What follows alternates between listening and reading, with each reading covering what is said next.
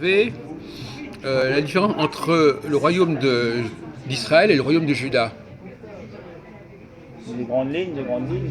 Oui, enfin, pour nous situer, quand est-ce que ça a eu lieu, qu'est-ce que ça a provoqué, quels ont été l'impact sur le plan théologique, sur le plan biblique, c'est le problème. Alors, Ouais, c'est en 700 et des poussières que ça a eu lieu, ça, non? ouais, d'accord, oui, ça c'est bon, ouais, d'accord. Moins 700. Vous avez entendu parler de ça? Oui, oui. D'accord. Bon, alors continuez, voilà. Il Bon. y a eu une dissidence et puis certains se sont mis sur le mont Garizim, c'est Garizim, Garizim, oui. ouais. Oui. Et ils ont fait un temple dissident. Oui. Mais à votre avis, est-ce que la Bible, l'Ancien Testament, est-ce qu'il fait écho à cette division? Soit au niveau du Pentateuque, soit au niveau des prophètes. Ils en parlent, oui, Quand vous regardez les prophètes comme Isaïe par exemple, ou Jérémie, est-ce qu'ils parlent de cette division? je ne pourrais pas répondre. Donc vous n'avez pas fait attention.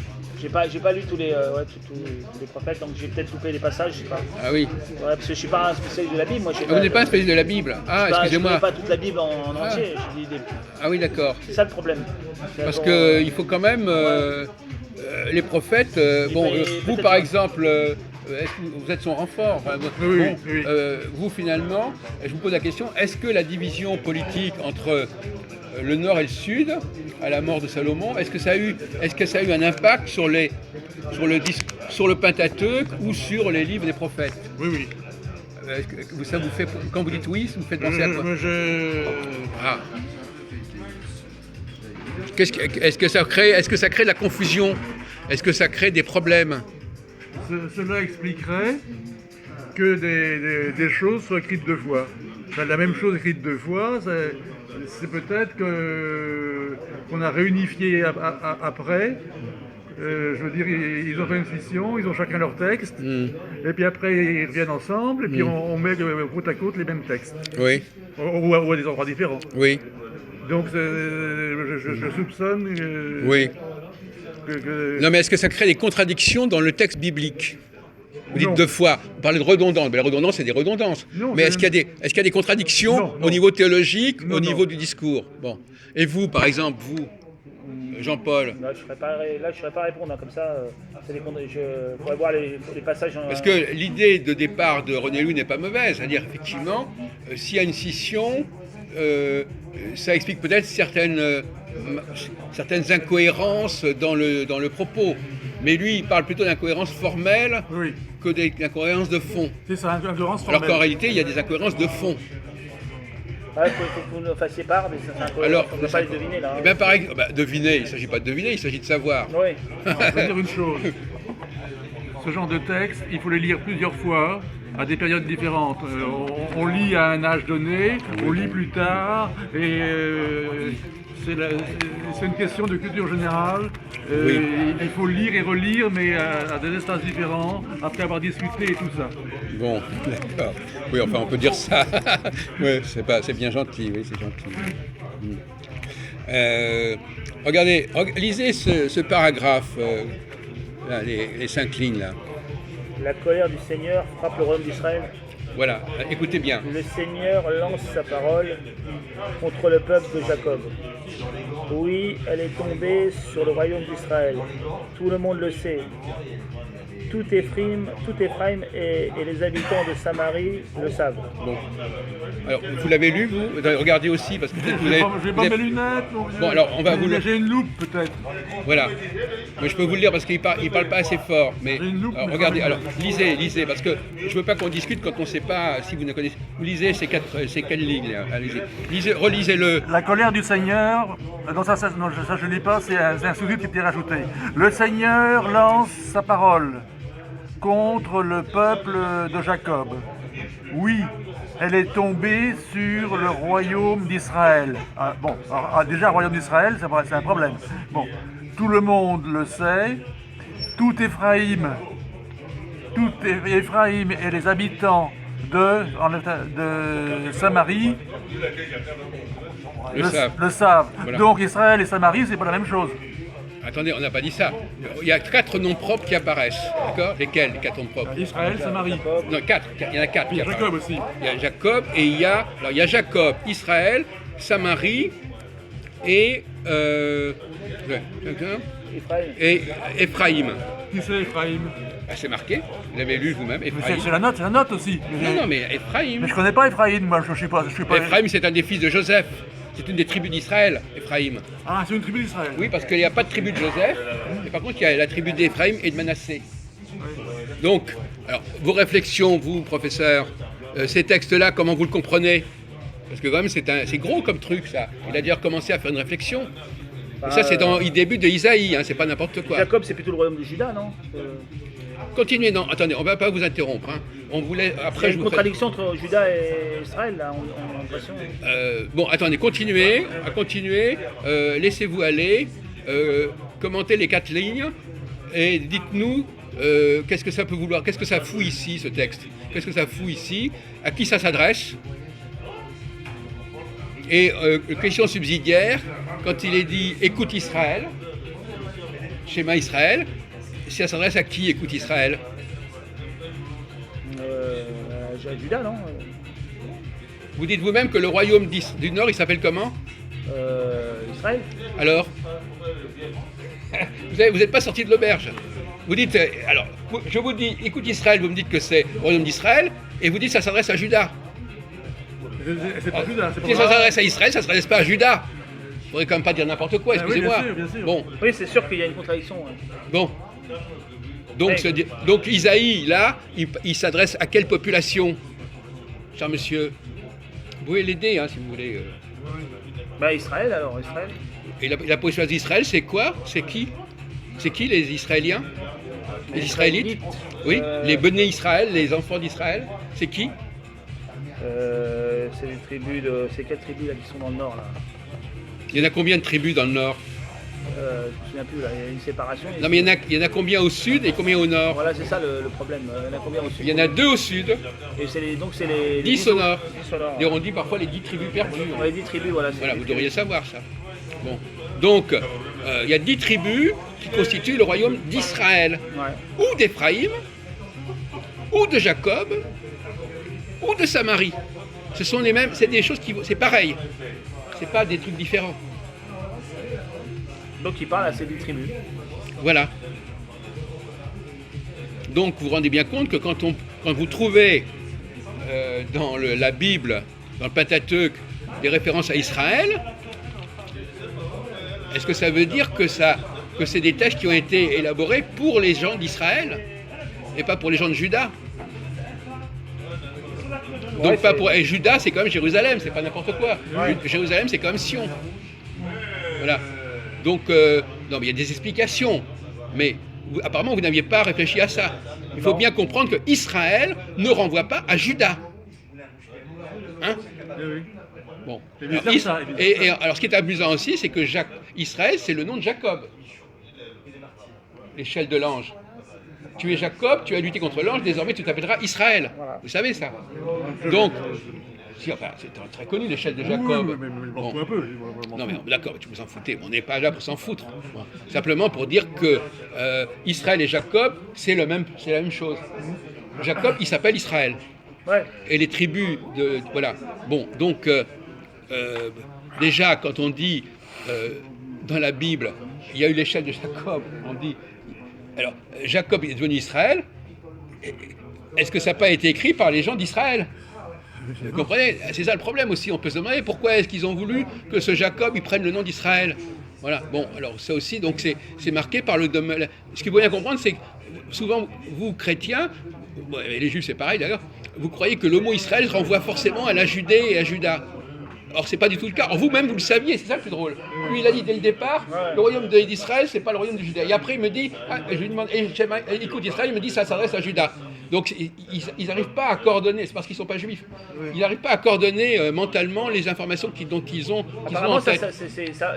écoute Israël, mais apparemment ça s'adresse aux deux, il me semble, non? Ça s'adressait aussi à Judas, c'est bizarre, hein, Mais pourquoi? Non, mais attendez, qu'est-ce qu'on en sait? parce que maintenant il continue.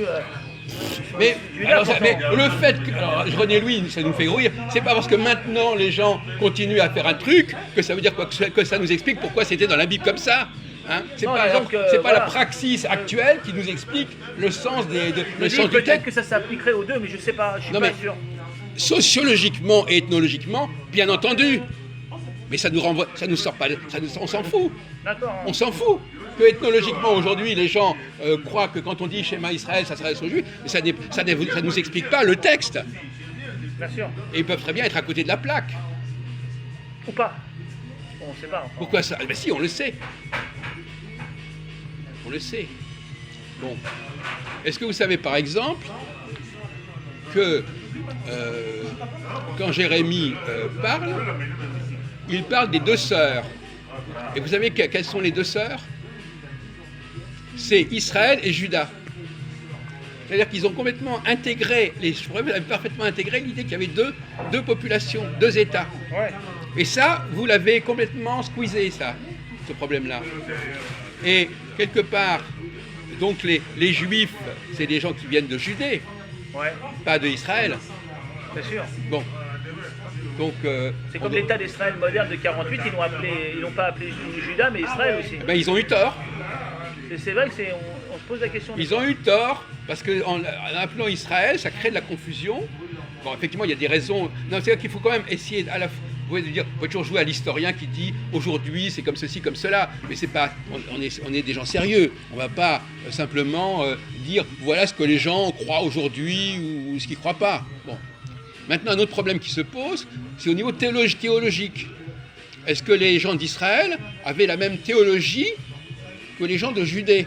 Ouais, il y avait des différences, il me semble. Non, mais non, on ne parle pas du culte, mais de la conception de Dieu. Alors là, apparemment. Ben, on revient à la théorie. Rappelez-nous pourquoi ils se sont divisés déjà, la division d'où elle vient. Enfin, moi, je peux répondre, mais la division, elle a été provoquée par quoi, la division entre les deux royaumes? Salomon, je sais pas. Il y a eu un Non, mais problème. C'est après Salomon, c'est tout. mais pourquoi? J'en sais rien. Ben, parce que c'est dans les chroniques, etc. Je ne vais pas vous faire lire on va pas lire. Roboam, qui est le fils de Salomon, il est venu rencontrer les tribus du Nord et ils ne sont pas mis d'accord sur les redevances. Et à ce moment-là, les tribus du Nord ont dit ben, nous, on ne veut plus de vous, on fait sécession. Voilà. C'est pour des raisons fiscales, en fait. Mais la grande question, c'est de savoir pourquoi ces tribus du Nord avaient des redevances par rapport à Juda. Pour quelles raisons? Elles étaient quelque part sous la domination de Juda. C'était un peu le centre spirituel, c'était Jérusalem. Non, mais ils étaient sous la domination, on ne parle pas spirituelle, pas sur la domination fiscale. Ouais, Fiscale, aussi, ouais. c'est pas spirituel, c'est fiscal. Et à un moment donné, elles ont dit non, ben nous, on arrête. Bon. Donc on peut se poser la question, c'est-à-dire, est-ce qu'ils étaient juifs à la limite? D'abord, bien, ils n'étaient pas littéralement juifs, parce qu'ils n'étaient pas judéens. Mais même, est-ce qu'ils étaient de la même religion? Bon. Alors, l'autre jour, j'avais développé une thèse, si vous vous en souvenez, qu'il faut moduler.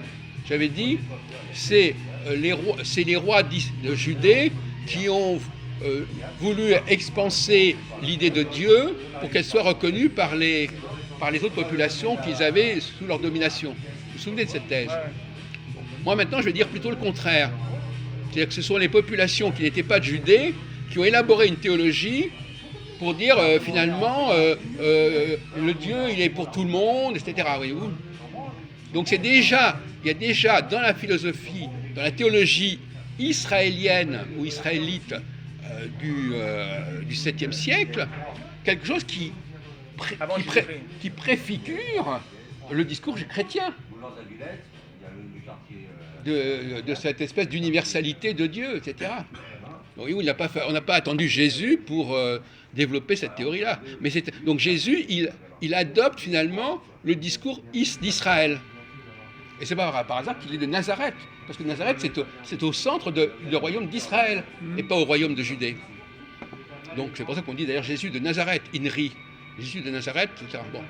Donc la grande question qui se pose, c'est est-ce qu'il n'y a pas déjà un anti-judaïsme chez les Israéliens, les Israélites du royaume du Nord, puisqu'ils étaient déjà dans une conflictualité avec le royaume de Juda. Et ils se sont même fait la guerre.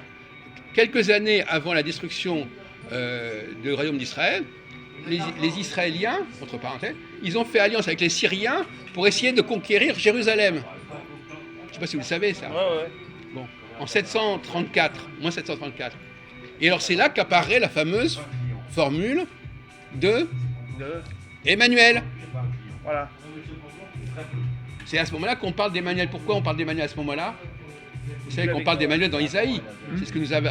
Bon, pourquoi on parle d'Emmanuel dans Isaïe? Qu'est-ce qu'il vient faire Emmanuel? Ce fameux Emmanuel dont on va reparler dans Matthieu et dont on parle déjà dans Isaïe. Quelle est sa fonction? Qu'est-ce qu'on dit à son sujet? Voilà, c'est ça qu'on va discuter. Qu'est-ce qu'on dit à son sujet et qu'est-ce qu'on dit dans Matthieu au sujet d'Emmanuel ou au sujet de Jésus? Oui, qu'il naîtra d'une femme vierge.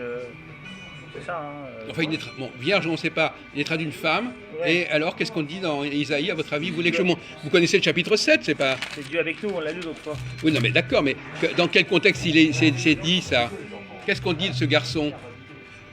Qu'est-ce qu'on dit de ce garçon? La naissance de l'enfant, là. Oui. Qu'est-ce qu'on dit à son sujet, Jean-Paul? Elle l'appellera Emmanuel, c'est-à-dire Dieu avec nous. Oui. Ensuite? Il se nourrira de crème et de miel. Et ensuite? Jusqu'au moment où il sera rejeté Non. le mal. Où il saura. Rejeter Non, le mal. articulé parce que notre ami Et choisir le René-Louis, bien. voilà. Maintenant, tu as peur des rois de Syrie. Non, c'est ça. Attendez, vous avez sauté? Comment c'est incroyable? Qu'est-ce que ça veut dire? Attendez, vous sautez les lignes là maintenant que je vous foute. Il sera rejeté avant qu'il ne sache rejeter. Jusqu'au moment Où il saura Ah, rejeter quand même, le mal et choisir le bien. Voilà. C'est-à-dire à peu près à quel âge? Ah, c'est à l'âge de raison, non? Voilà. Bon. Donc on dit, qu'est-ce qu'on dit de ce petit Emmanuel? Que avant qu'il n'ait atteint cet âge-là, qu'est-ce qui va se passer? Qu'est-ce qui va se passer? Qu'est-ce qui va arriver avant qu'il atteigne ses 12-13 ans? Le royaume sera Bah, tombera, dites-le. Tombera, ouais, c'est ça. Ben oui, dites-le. Ouais. Donc, quelle est la fonction de cet Emmanuel? De faire tomber le... Non, d'être le critère, le paramètre, voilà, qui déterminera la durée, avant quelle date ce royaume va tomber. Il annonce, il annonce. Il donne la date, presque. Oui, oui. Or, curieusement, l'invasion en question, elle a lieu en moins 734 et le royaume est tombé en moins 722. Oui. Donc, il annonce un truc qui s'est passé exactement comme il avait prévu. Probablement parce qu'il le savait déjà à l'avance. Oui. Pas de problème. Ce qu'on appelle une prophétie post-eventum, hein, après coup. Bon, donc la fonction de ce petit Emmanuel, elle est quand même très bien circonscrite. Hein. C'est une image. Hein, c'est comme je disais, comme les Sioux disaient, voilà, avant que la lune ne se lève ou qu'il y ait une pleine lune, voilà, il se passera ceci ou cela. Pourquoi, à votre avis, ce texte-là est-il repris dans Matthieu 700 ans plus tard? Ouais, c'est ça. Pourtant, avant que cet enfant soit capable de rejeter le mal et de choisir le bien, les habitants de ces deux royaumes auront abandonné leur pays. Mais vous ne pas me dire que vous découvrez maintenant ce texte. Non, Vous le connaissiez. on l'a lu, ouais. Bon, mais vous n'aviez pas pris la peine d'étudier le contexte dans lequel c'était dit. Voilà. On vous avait pris 3 mots, et puis vous les avez mis là, et puis vous n'avez pas réfléchi d'où ça sortait et dans quel contexte ça avait été dit. Donc finalement, cet enfant, il a rien d'extraordinaire. On prend un enfant, on dit voilà, il y a un enfant qui vient de naître, avant qu'il n'atteigne l'âge de raison, tel royaume sera détruit. Point final. Maintenant, si vous arrivez à Matthieu 1er chapitre, alors qu'est-ce qu'il dit Matthieu sur ce brave garçon? Qu'est-ce qu'il dit? Vous le savez par cœur, je suppose. C'est là où c'est la deuxième partie du premier chapitre de voilà. Là. Donc c'est le songe de Joseph. Et puis là, on a l'interpellation sur Emmanuel, et puis on continue le songe de Joseph. Ainsi se réalise ce que le prophète a dit de la part du Seigneur. La jeune fille attendra un enfant, elle mettra au monde un fils, on l'appellera Emmanuel. Ce qui veut dire Dieu avec vous. Oui. En quoi ça réalise, en quoi on est légitimé à se référer au texte de le prophète Isaïe, parce que c'est ce qu'il a dit avant. C'est ce qu'il dit avant, ainsi se réalise. Donc il faut lire le paragraphe d'avant. Joseph réfléchit et on lui parle d'un certain Jésus. Non? Oui, tu l'appelleras Jésus. Voilà. Jésus, en effet, c'est lui qui sauvera son peuple de ses péchés. Voilà. Pourquoi? Parce que le nom de Jésus, ça veut dire ça. C'est l'étymologie même de Jésus qui veut dire ça. Yehoshua. Ouais. Bon. Alors, donc finalement, on a alors est-ce que cette idée de il va sauver son peuple de ses péchés, est-ce que c'est attribué, est-ce que c'est lié à Emmanuel dans ce qu'on vient de lire? Non. En tant qu'Emmanuel, on ne dit pas du tout que cet Emmanuel va sauver son peuple. Parce qu'au contraire, on dit que quand Emmanuel aura 13 ans, ça va être la catastrophe pour Juda et pour Isaïe 7.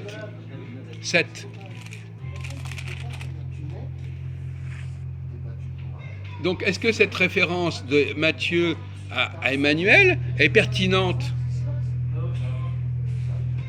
Est-ce que dans Isaïe, il est question de quelqu'un qui va sauver son peuple? Il faudra qu'on voit les correspondances que les pères de l'Église ont. Non, mais d'accord, on connaît votre argument, bon, qui est comment ça s'appelle,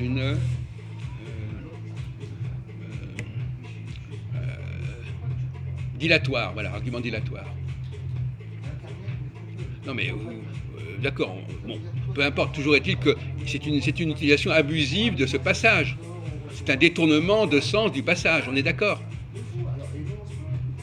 On prend un exemple d'un enfant qui est lié à la chute de Juda et de Samarie, et après on nous dit c'est ce même enfant qui va sauver son peuple, ou du moins que c'est c'est Jésus qui va sauver son peuple, et on se réfère à l'exemple d'Emmanuel qui n'a rien à voir avec ça. Et qui dit presque le contraire d'ailleurs. En tous les cas, il y a eu, au moment où sont arrivés les faits, la séparation des deux royaumes, il n'y a eu aucun enfant qui prend le rôle du Messie à ce moment-là. Non mais, la question c'est que cet enfant, il a été utilisé pour marquer un timing. Ouais. Bon, uniquement. Et en fin de compte, ce timing s'est à peu près réalisé, puisqu'effectivement, le royaume d'Israël a été démoli à ce moment-là. Ouais, mais l'enfant, il y avait cet enfant-là, cet enfant qui ne serait pas celui de l'évangile, donc il aurait dû, il est où au moment il a quel âge au moment de la séparation? On ne le voit pas dans la séparation. Si, puisqu'on sait historiquement que l'invasion, la tentative d'invasion de Jérusalem, c'était en moins 734, et on sait que l'État d'Israël a été supprimé en moins 722. Et là, il y avait un enfant qui avait à l'âge de l'adolescence, 13 ans, ou je sais pas, qui a fait quelque chose Mais c'est à vous de répondre, moi. Vous voyez bien que non. Non. Mais est-ce que moi j'essaie de prouver que oui? Non. Je vous dis que c'est une utilisation abusive. C'est une façon en tout cas, il y a apparence à abus, là. Mais bon, après, il faut creuser. Une utilisation abusive. Bon, maintenant, ce qui est intéressant, c'est que dans Jésus, on dit il va sauver son peuple. Important. Il vient sauver son peuple. Bon. Alors, il renvoie à un texte où il n'est pas du tout question de quelqu'un qui vient sauver son peuple. Il vient plutôt annoncer la fin de quelque chose.